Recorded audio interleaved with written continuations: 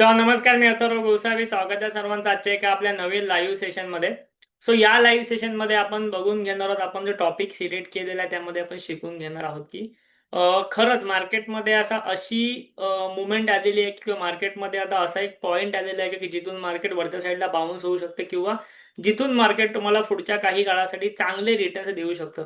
असा खरंच एक पॉईंट मार्केटमध्ये आलेला आहे का किंवा अशी खरंच परिस्थिती मार्केटमध्ये निर्माण झालेली आहे का? ओके, याबद्दल आपण सर्व गोष्टी बघून घेणार आहोत. तुम्हाला वेगवेगळे इम्पॉर्टंट फॅक्टर सुद्धा मी या व्हिडिओमध्ये सांगणार आहे. आपण टेक्निकल्स बघणार आहोत, फंडामेंटल बघणार आहोत. सोबतच गेल्या 10 ते 15 वर्षाचा आपल्याला पास्ट डेटा काय सांगतो, म्हणजे मार्केटचा आपल्याला पास्ट डेटा गेल्या काही वर्षांचा काय सांगतो आहे, हे सर्व गोष्टी आपण इथे अनालिसिस जे ते करून बघणार आहोत तुमच्या समोर. ओके, विविध गोष्टी आहेत, नक्की शेवटपर्यंत बघा. आता आपण सुरुवात करूया. व्हॉइस वगैरे सर्व क्लिअर असेल तुम्हाला परत एकदा मला कमेंट बॉक्समध्ये तुम्ही नक्कीच जे आहे ते सांगू शकता. ठीक आहे. आता इथे जे ते आपण सुरुवात करूया. मी तुम्हाला सगळ्यात पहिलं म्हणजे घेऊन जातो आपल्या निफ्टीच्या चार्टवरती. ओके, निफ्टीच्या चार्टवरती घेऊन गेल्यानंतर करंटली आपल्याला काय दिसते, आपण वन डेच्या टाइम फ्रेम मध्ये आहोत की निफ्टी जी आहे ती एक थोडं थोडं वरच्या साईडला जाण्यासाठी सुरुवात करत आहे. का करत आहे तुम्हाला सगळ्यांना माहिती आहे की ऑब्विसली जे आहे ते वॉर जे आहे ते थोडासा स्टॉप झालाय. ओके, सीज फायर झालेला आहे. सीज फायर म्हणजे तात्पुरता युद्धविराम झालेला आहे आणि त्यानंतरच्या काही चर्चा सुरू झालेल्या आहेत. आपण आपल्या मागच्या एका व्हिडिओमध्ये पाहिलेलं की चर्चेमधनं पहिल्या वेळेला काय निष्पन्न झालं ते मी व्हिडिओ चॅनलवरती अपलोड केलेला होता. अशा बऱ्याचशा चर्चा चालू आहेत, बट कोणतीही कंट्री आता ऍक्टिव्हली अटॅक वगैरे नाही करत आहे सद्यस्थितीमध्ये तरी. त्यामुळे जे आहे ना ते तुम्हाला मार्केट इथे रिकवर करताना दिसते. आपण बरेचसे चार्ट्स या व्हिडिओमध्ये बघून घेणार आहोत, त्या सेशनमध्ये बघून घेणार आहोत तुमच्यासाठी. आपण जर सुरुवात केली तर ज्या वेळेला म्हणजे फॉर एक्झाम्पल 2026 ची जशी सुरुवात झाली, 2026 ची जशी सुरुवात झाली, मार्केट तुम्हाला 2026 मध्ये खालीच येताना दिसलंय. आता ऑब्व्हियसली 2026 मध्ये पण काही जास्त नाही, साधारणतः एक 100 दिवस झाले असतील. ओके, 2026 वर्ष सुरू होऊन साधारणतः 100 दिवस झाले. 100 दिवसांमध्ये मार्केटने तुम्हाला कम्प्लिटली निगेटिव्ह रिटर्न्स दिलेले आहेत. इव्हन 100 दिवसांमध्ये काय गेल्या 1-2 वर्षामध्ये मार्केटने तुम्हाला साईडवेज टू निगेटिव्ह रिटर्न्स दिलेले आहेत. आता काय झालेलं आहे इथे, बऱ्याचशा लोकांचे पेशन्स ऑलरेडी संपलेले आहेत. बऱ्याचशा लोकांचे पेशन्स संपत चाललेले आहेत. ठीक आहे. मार्केट काय करतं, मार्केटचा हा स्वभाव आहे की मार्केट तुम्हाला कम्प्लिटली टेस्ट करणार. 6 महिने, 1 वर्ष, 2 वर्ष, 3 वर्ष तुम्हाला काहीच रिटर्न्स देणार नाही. त्या कंप्लीट कालावधीमध्ये बरेचसे लोक मार्केटमधनं बाहेर पडतात, बरेचसे लोक नवीन येतात आणि त्यानंतर मार्केट जे ते पुन्हा एकदा नवीन रॅली करत जातं. हे याच्या आधी सुद्धा कसं झालेलं आहे हे पण मी तुम्हाला दाखवणार आहे. बट करंटली आपण सध्याची सिच्युएशन बघूया की मार्केटने 2026 मध्ये कम्प्लिटली निगेटिव्ह रिटर्न्स दिलाय. आपण जर याच्या आता करंट लाईफ टाइम हाय पासून जर बघायला गेलो, करंट लाईफ हाय पासून जर बघितलं आपण इथे, आपल्याला इथे दिसते की लोएस्ट त्याने गेलेला होता जवळपास 15%. ओके, 15% त्याने लोएस्ट मारलेला होता. 15% लोएस्ट मारल्यानंतर इथे आपण कंटिन्यूच व्हिडिओ बनवलेले की तुम्ही इन्व्हेस्टमेंट करा. ही इन्व्हेस्टमेंट करण्यासाठी तुम्हाला योग्य संधी आहे. मी डेली सेशन्स घेत होतो. किती लोकांनी आपले डेली सेशन्स अटेंड केलेले आहेत मला नक्की सांगा. डेली मी 2 सेशन्स घेत होतो या काळामध्ये. एक 8 वाजता घेत होतो, एक 9 वाजता घेत होतो, लाईव्ह घेत होतो, रोज घेत होतो. तुम्हाला हेच सांगण्यासाठी, वेगवेगळ्या गोष्टी शिकवण्यासाठी की मार्केटमध्ये सध्या अपॉर्च्युनिटी आहे.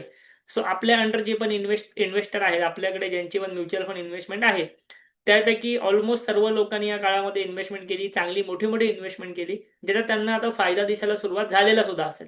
ठीक आहे. तुम्ही बघाल की ज्या वेळेला आपण लो होता त्या लो पासून तर तुम्ही इथे बघाल, मी या ठिकाणी सिंपल फिबोनाची लावतो लोएस्ट हायेस्ट पासून लोएस्ट पॉईंट पर्यंत. मार्केट जे आहे ते साधारणतः 50% रिकव्हर झाले. म्हणजे मार्केट जे पडलेलं होतं त्याच्या मार्केट साधारणतः 50% रिकव्हर झालेलं आहे फिबोनाकीमध्ये आपण बघितलं. आता हे टूल्स मी ऑलरेडी शिकवले. टूल्स जरी हे नसेल लक्षात येत तरी एवढंच समजा की मार्केट जेवढं पडलेलं त्याच्यापेक्षा 50% इथे बघा 0.5 म्हणजे 50% रिकव्हर झालेला आहे, जेवढा हा फॉल होता तेवढं. ठीक आहे. म्हणजे साधारणतः 15%चा फॉल झाला असा इथपासून आतापर्यंत जे रिटर्न्स आहेत त्याने साधारणतः एक 9.5% चे दिलेले आहेत.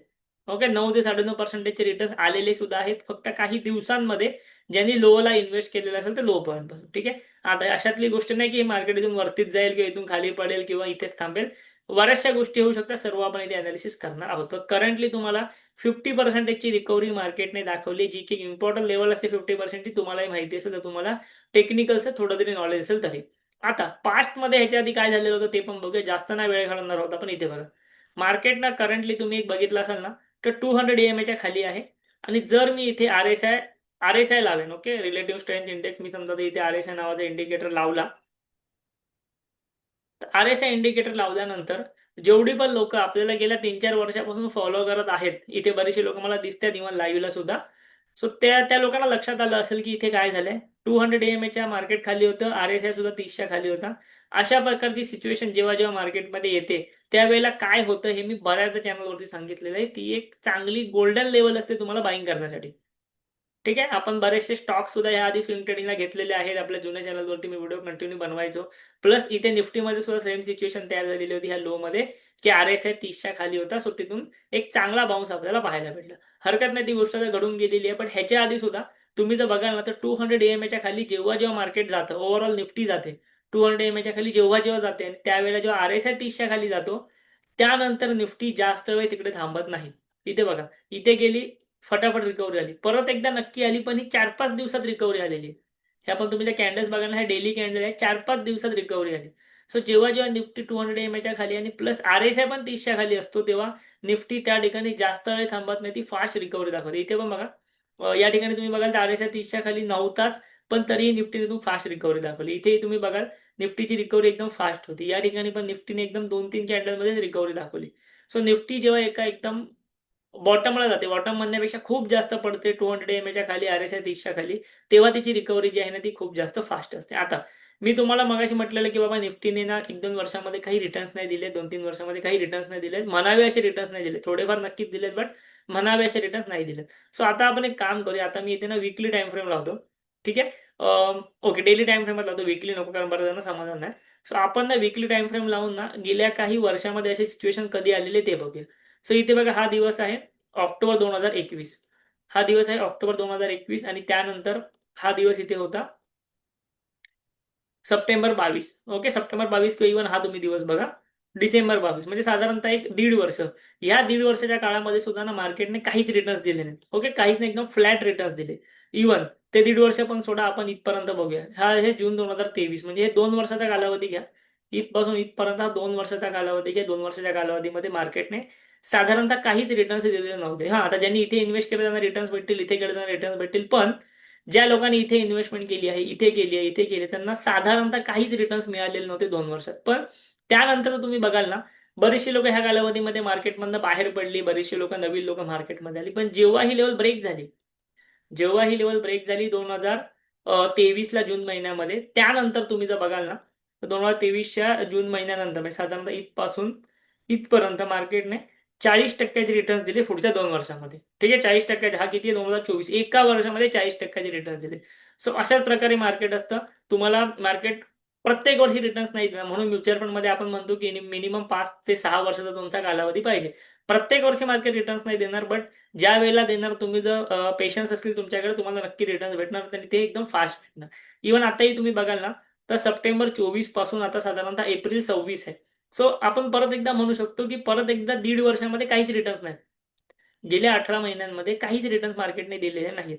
सो ही जी सगळी रिकव्हरी आहे ना, ही मार्केट करणार, हे 1-2 महिन्यामध्येच करणार. जेव्हा याचा ब्रेकआउट येईल, खूप फास्ट वरती जाणार आणि खूप फास्ट याची रिकव्हरी होणार. सो आता जर तुम्हाला तुमचा रिटर्न CAGR निगेटिव्ह दिसतोय, तो ओव्हरऑल तुमचा खूप चांगल्या पद्धतीने भरून सुद्धा निघणार. आता हे आपण का बोलतोय, आपण हवेत बोलतोय का काय परिस्थिती आहे तेही बघूया. ठीक आहे, मी तुम्हाला एक मार्केट वरती फिरताना तर दाखवलं, लक्षात घ्या. जेवढ्या पण गोष्टी आपण आता इथे डिस्कस करतो आहे किंवा करणार आहोत, त्याच्यामध्ये एक गोष्ट फक्त डोक्यामध्ये ठेवा, की जर उद्या जर वॉर झालं किंवा कोणत्या अदर कंट्रीजने ह्यामध्ये उडी घेतली, चायनासारखी कंट्री जर परत एकदा वॉरमध्ये उतरली किंवा दुसरी कोणतीही कंट्री, तर पुन्हा एकदा मार्केटला थोडंसं प्रेशर सहन करावं लागू शकतं. बट सध्याची सिच्युएशन आहे ती करंटली अंडर कंट्रोलमध्ये येत आहे. बट नवीन काही झालं तर परत एकदा मार्केट खालच्या दिशेने जाऊ शकतं. बट करंटली आपण काही अनालिसिस, आपण काही रेशो जे आहे ते इथे बघून घ्यायला सुरुवात करूया. आता निफ्टीमध्ये मी तुम्हाला टेक्निकली किंवा फंडामेंटली पॉईंट शिकवलं. इव्हन गेल्या सपोर्ट लेवलला सुद्धा मार्केट जे आहे ते आलेलं होतं, तिथून त्याने टेस्ट केलेला होता. आता आपण तुम्हाला मी व्हॅल्युएशन वाईज दाखवतो. इथे आपण निफ्टीचा जो आहे ना, तो पी रेशो बघून घेऊया. ओके, निफ्टीचा पी रेशो आहे सध्या 21च्या आसपास. गेल्या तुम्ही 5 वर्षाचा निफ्टीचा पी जर बघितलात ना, 5 वर्षाचा निफ्टीचा पी, तर तो आहे साधारणतः 22च्या आसपास. म्हणजे हा जो निफ्टीने जो लो केलेला होता बघा, मी तुम्हाला म्हटलं की लो केलेला होता, आता जस्ट चार्टवरती दाखवला. तो लो हा एकदम पी रेशोचा सुद्धा लो होता, म्हणजे व्हॅल्युएशन सुद्धा त्याचा लो झालेला होता. अजूनही जर तुम्ही जर बघाल तर निफ्टी ज्याच्या लोएस्ट मीडियम व्हॅल्युएशनपेक्षा खालीच आहे. निफ्टीचा मीडियम पी आहे 22.3, निफ्टीचा सध्याचा पी आहे 20.9, म्हणजे मीडियम पी पेक्षा अजूनही निफ्टी खालच्या बाजूलाच ट्रेड करते आहे. सो व्हॅल्युएशन अजूनही कमी आहे, म्हणजे काय, तुम्हाला खरेदी करण्यासाठी एक चांगली संधी अजूनही उपलब्ध आहे मार्केटमध्ये, ओव्हरऑल मार्केटमध्ये, जर तुम्ही खरेदी करणार असाल तर. सो हे तुम्हाला व्हॅल्युएशन वाईज सुद्धा इथे दिसतं आहे. त्यानंतर आता आपण एक काम करा, निफ्टीचं बघितलं आपण काही इम्पॉर्टंट अजून गोष्टी बघू. इथे मी तुम्हाला क्रूड ऑइल दाखवतो. ठीक आहे, या ठिकाणी मी तुम्हाला क्रूड ऑइलचा फ्युचर दाखवतो. क्रूड ऑइलच्या फ्युचरमध्ये जर तुम्ही डेली टाइम फ्रेमला गेलात ना, तर या ठिकाणी तुम्हाला सिंपल दिसते की या ठिकाणी क्रूड ऑइल तुम्हाला खालच्या बाजूने म्हणजे खाली येताना दिसतोय. जर आपण बघितलं क्रूड ऑइल जो जवळपास जो आहे, तो क्रूड ऑइलचा फ्युचर जो आहे तो साधारणतः 22% त्याच्या लाईफ टाईम हाय पासून जे आहे ते पडलेलं आहे. ओके, आपण आता काम करा. इथे मी आपल्याला जर इथे क्रूड ऑइल सर्च करता आलं डायरेक्टली, काही हरकत नाही. आपण फ्युचर जरी बघितलं तरी आपल्याला पर्सेंटेजचा ऑब्व्हियसली समजणार. 22% क्रूड ऑइल खाली पडल्या. क्रूड ऑइल जेव्हा खाली पडतो, ही इंडियन मार्केटसाठी चांगली गोष्ट असते. तुम्हाला माहिती आहे की क्रूड ऑइल पासून बऱ्याचशा गोष्टी बनतात. पेट्रोल बनतं किंवा पेंट सारख्या इंडस्ट्रीमध्ये क्रूड ऑइलचा उपयोग खूप मोठ्या प्रमाणामध्ये होतो. क्रूड ऑइल जर स्वस्त होत असेल तर ही एक आपल्या मार्केटसाठी किंवा ओव्हरऑल आपल्या इकॉनॉमीसाठी ती चांगली गोष्ट मानली जाते. जे साईन होतात, जसं वॉर थोडंसं थांबलेलं आहे त्यामुळे क्रूड ऑइल स्वस्त होत आहे. सो ही आपल्यासाठी एक खूप चांगली गोष्ट जी आहे ती असणार आहे की असू शकते. त्यानंतर तुम्ही निफ्टी सोबतच बाकीचे ऍसेट सुद्धा बघा. मी तुमच्यासमोर इथे गोल्ड बीच पण ओपन करतो. ओके, म्हणजे गोल्ड पण ओपन करतो. गोल्ड पण जर बघाल ना, तर जवळपास त्याच्या लाईफ टाईम हाय पासून साधारणतः 15% खाली आहे आता पण. ठीक आहे, म्हणजे गोल्ड सुद्धा पडलेला आहे. गोल्ड सुद्धा तुम्हाला चांगल्या लेवलला भेटतं. मी इथे हवं तर ईएमआय लावतो. ओके, 200चा ईएमआय आपण या ठिकाणी लावू. जर कोणाला समजा गोल्ड वगैरे खरेदी करायचं असेल तर त्याच्यासाठी ही एक चांगली अपॉर्च्युनिटी आहे. असं नाही, पण तुम्हाला गोल्डमध्ये तुम्ही एसआयपी वगैरे करता, तुमच्यासाठी चांगली अपॉर्च्युनिटी, चांगली संधी जी ती नक्कीच ठरू शकते. गोल्डचा 200 ईएमआयच्या जवळपास जे आहे ते गोल्ड ऑलरेडी येऊन गेलेलं आहे. तरीही ते खूप जास्त वरती नाही, अजूनही 15% गोल्ड खाली आहे त्याच्या लाईफ टाईम हायपासून. सेम आपण जर सिल्वरमध्ये बघू, सिल्वरमध्ये येत्या काही काळामध्ये एक चांगली रॅली येऊ शकते, मोठी रॅली येऊ शकते. सो आपण इथे सिल्वर पण बघूया. ते सिल्वर बीज आपण डायरेक्टली टाकलं. ठीक आहे, ते सुद्धा तुम्हाला 200 च्या आसपास दिसतं आहे. लाईफ टाईम हाय पासून जर सिल्वर बघितलं आपण, तर साधारणतः 35% सिल्वरही पडलेलं आहे त्याच्या लाईफ टाईम हाय पासून. सो अशा प्रकारे सर्वच ऍसेट जे आहेत, म्हणजे कमोडिटीज असतील, गोल्ड सिल्वर ह्या कमोडिटीज असतील, इक्विटी मार्केट असेल, निफ्टी असेल, बाकीचे इंडायसेस असतील, त्यानंतर तुमचं क्रूड ऑइल असेल, ह्या बऱ्याचशा गोष्टी पडलेल्या आहेत. सो ही अपॉर्च्युनिटी आहे की तुम्हाला इक्विटी मार्केट जे आहे ते वरती जाऊ शकतं खूप चांगल्या प्रकारामध्ये. ठीक आहे, शेवटची एक गोष्ट आपण एक काम करूया. आपण या ठिकाणी युएस मार्केट सुद्धा बघून घेऊया. आपण इथे या ठिकाणी यूएसचा जो टेक इंडेक्स आहे नॅशडॅक 100, तो सुद्धा इथे बघूया की त्याच्यामध्ये काय परिस्थिती आहे. इथे बघा, नॅशडॅक 100ने खूप चांगली रिकव्हरी दाखवली. जेव्हा वॉर सारखी सिच्युएशन होती, तो लाईफ टाईम हाय पासून जे आहे ते 12%च्या आसपास पडलेला होता. जे जे लोक आपल्याला फॉलो करतात बऱ्यापैकी त्यांनी सुद्धा नॅशडॅक मध्ये इन्व्हेस्टमेंट केलेली असेल म्युच्युअल फंडच्या थ्रू. म्युच्युअल फंडच्या थ्रू नॅशडॅक मध्ये पण इन्व्हेस्टमेंट करता येते, युएस मार्केटमध्ये पण इन्व्हेस्टमेंट करता येते. सो तिथपासून जे आहे मार्केटने आता परत लोअर लेवल पासून जे ते साधारणतः 13.55% रिटर्न्स ऑलरेडी दिलेत आणि परत एकदा नॅशडॅक 100 त्याच्या लाईफ टाईम हाय पर्यंत आलेला आहे. जसं इंडियामध्ये आपण निफ्टी बघतो, सेन्सेक्स बघतो, त्याप्रमाणे युएसमध्ये नॅशडॅक 100 असतात किंवा डाउ जोन्स सारखे इंडेक्सेस असतात, ते बघितले जातात. सो अशा प्रकारे युएस मार्केट सुद्धा खूप चांगल्या प्रकारामध्ये रिकव्हरी त्याने ऑलमोस्ट केलेली आहे. आता लक्षात घे, वॉर कोणामध्ये चालू होतं? युएस होती, इराण होती. सो ज्या कंट्रीजमध्ये वॉर चालू होतं त्याच कंट्रीचं शेअर मार्केट आता परत एकदा टॉपला जातं, इव्हन ऑलमोस्ट गेलेलं आहे. ठीक आहे, तुम्ही बिटकॉइन वगैरे तरी फॉलो करत असाल, ठीक आहे, तुम्ही क्रिप्टोकरन्सी जरी फॉलो करत असाल ना, तरी मी तुम्हाला क्रिप्टोमध्ये पण दाखवतो. क्रिप्टोमध्ये सुद्धा जे आहे ना ते खूप चांगल्या प्रकारे इथे मार्केट वरती जाताना दिसलं बघा. इथे बघा 74,000 रुपीजच्या आसपास, $74,000 आसपास त्याचा फ्युचर ट्रेड करतो. बिटकॉइनचा फ्युचर जो आहे ना तो $74,000 आसपास जो तो ट्रेड करतो आहे. सो इथे सुद्धा एक चांगला अप्पर लेवलला तो तुम्हाला ट्रेड करताना दिसत असतो. सर्वच ऍसेट क्लासमध्ये हळूहळू बाउन्स यायला सुरुवात झालेली आहे आणि इक्विटीमध्ये सुद्धा हळूहळू सुरुवात झाली. जर मार्केटची सिच्युएशन, वॉरची सिच्युएशन अशीच नॉर्मल राहिली तर येत्या काही काळामध्ये लवकरच तुम्हाला निफ्टी पुन्हा एकदा लाईफ टाईम हाय मारताना सुद्धा दिसू शकते. सो यासाठी काय तुम्हाला अपॉर्च्युनिटी आहे, हळूहळू तुम्ही ते इन्व्हेस्टमेंट करू शकत असाल, इन्व्हेस्टमेंट करा. आम्ही तुम्हाला मार्केट बॉटमला असताना ही गोष्ट सांगितलेली होती, आताही सांगते. आता एक शेवटची गोष्ट, मी तुम्हाला एक इम्पॉर्टंट डेटा तुमच्यासमोर प्रेझेंट करणार आहे. ठीक आहे, मी तुमच्यासाठी एक इम्पॉर्टंट डेटा जो आहे, म्हणजे मार्केटमध्ये जो इम्पॉर्टंट एक खूप जास्त महत्त्वाचा डेटा मानला जातो, तो इम्पॉर्टंट डेटा मी तुमच्यासमोर आता प्रेझेंट करणार आहे. बट त्याआधी मी इथपर्यंत जे तुम्हाला सांगितलं तुम्हाला समजलेलं असेल तर मला कमेंट बॉक्समध्ये एकदा यस टाईप करून पाठवा. सोबतच तुम्हाला जर आपल्या अंडर इन्व्हेस्टमेंट करायची असेल, म्हणजे योग्य संधी तुमच्या हातनं सुटणार नाहीत. ओके, जे जे आपल्या अंडर इन्व्हेस्टेड आहेत म्युच्युअल फंडमध्ये, त्या बऱ्याच लोकांना आपण सांगितलेलं होतं, कॉल करून सांगितलेलं होतं, व्हिडिओज बनवून सांगितलेलं होतं की बाबा तुम्ही इन्व्हेस्टमेंट करू शकता. बऱ्याचशा लोकांनी केली, त्यांना आता फायदा होता. गेल्या 5-6 दिवसामध्ये 10% रिटर्न्स ऑलरेडी आलेले आहेत पोर्टफोलिओमध्ये. सो जर तुम्हाला सुद्धा आपल्या अंडर म्युच्युअल फंडमध्ये इन्व्हेस्टमेंट करायची असेल आपण स्वतः एमफी रजिस्टर्ड डिस्ट्रीब्युटर आहोत, म्युच्युअल फंड डिस्ट्रीब्युटर आहोत. तुम्हाला आपल्या अंडर इन्व्हेस्टमेंट करायची असेल तर गुगल फॉर्मची लिंक मी तुम्हाला कमेंट बॉक्समध्ये, चॅट बॉक्समध्ये, डिस्क्रिप्शनमध्ये दिलेली आहे. एकदा तुम्ही डिस्क्रिप्शन, चॅट बॉक्स चेक करा. तुम्हाला एका गुगल फॉर्मची लिंक भेटेल. तुम्हाला जर आपल्या अंडर म्युच्युअल फंडमध्ये इन्व्हेस्टमेंट करायची आहे तर तो गुगल फॉर्म तुम्ही भरू शकता. तो गुगल फॉर्म तुम्ही भरलात की आमच्याकडे तुमचा डेटा येईल. आमची टीम तुम्हाला कॉल करेल आणि तुमचं अकाउंट ओपनिंगची प्रोसेस तुम्हाला सर्व काही समजून सांगेल. ठीक आहे. लक्षात घ्या, जर तुम्हाला म्युच्युअल फंडमध्ये आमच्या अंडर इन्व्हेस्टमेंट करायची असेल तरच फॉर्म भरा. तुमचं ऑलरेडी आमच्या अंडर अकाउंट असेल तर तुम्ही डायरेक्टली ॲपवरतीही मेसेज करू शकता. आपल्याकडे इन्व्हेस्टमेंट करण्याचा फायदा म्हणजे तुम्हाला एक डेडिकेटेड रिलेशनशिप मॅनेजर आपण असाइन करतो, जो तुम्हाला सर्व हेल्प त्या ठिकाणी करेल. सर्व गोष्टी तुम्हाला रोज फ्री सेशन्स मार्फत तिकडे शिकवल्या जातात. सो आता मी तुम्हाला जी शेवटची गोष्ट सांगणार आहे ती म्हणजे आपण या ठिकाणी ना प्रत्येक महिन्याचा एव्हरेजचा डेटा बघणार आहोत. लक्षात घ्या, अशी गोष्ट तुम्ही ह्याच्या आधी कधीही बघितलेली नसाल. आधी बघितलेली नसेल तर मला कमेंट बॉक्समध्ये सांगा की आम्ही फर्स्ट टाइम बघतोय. सो हा डेटा जो आहे ना तो गेल्या साधारणतः एक 10 वर्षाचा डेटा आहे. 10 वर्षाचा डेटा काय सांगतोय? आपण इथे मंथ वाईज डेटा बघतोय. सो गेल्या 10 वर्षामध्ये ना आपण जानेवारी महिन्याचं बघितलं इथे बघा. हा जानेवारी महिना आहे. गेल्या 10 वर्षामध्ये आपण जानेवारी महिन्याचं बघितलं इथे. सो हा जानेवारी महिना ना नेट निगेटिव्ह असतो. आता असं नाही की आधी झालंय म्हणजे आता पण होणार, बट एक डेटा आहे तो नेट निगेटिव्ह असतो. नेट निगेटिव्ह म्हणजे काय? इथे बघा 2026 मध्ये जानेवारी महिन्यामध्ये -3% रिटर्न्स आले. 2025 मध्ये -0.5%, 2024 पण मायनस, 23 पण मायनस, 22 मायनस. तो जानेवारी महिना जो आहे ना तो ऑलमोस्ट प्रत्येक वर्षामध्ये निगेटिव्ह रिटर्न्स देतो. प्रत्येक वर्षामध्ये निगेटिव्ह रिटर्न्स. फक्त 2017 आणि 18ला चांगले रिटर्न्स होते. पण 16 पासून 26 पर्यंत म्हणजे गेल्या 10 वर्षामध्ये फक्त दोनदा असं झालं की जानेवारी महिन्यात पॉझिटिव्ह रिटर्न्स आलेले आहेत.